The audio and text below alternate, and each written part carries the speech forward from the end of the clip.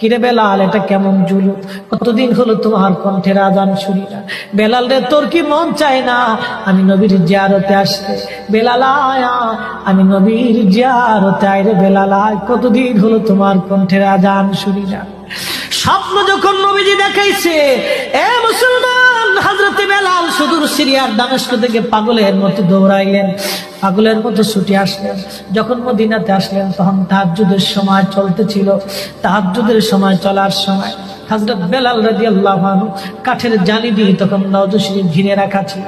ওই জালির পাশে বসে বসে জালির সঙ্গে মাথা ঠেকাইয়া নবীর পাগল বসে বসে গুনগুন গুনগুন করে কাঁদে আর বলে, হুজুর আপনি আসতে বলেছিলেন, গোলাম এসে হাজির হয়েছে।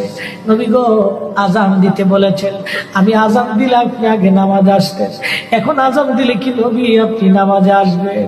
হুজুর এখন আজান দিলে কি আপনি নবী নামাজে আসবেন?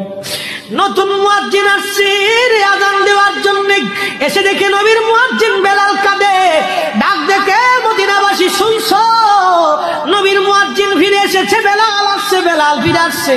এই কথা শোনার পরে সব সাহাবী ঘর থেকে বের হয়ে দৌড়ায় এসে দেখে বেলাল কাঁদে।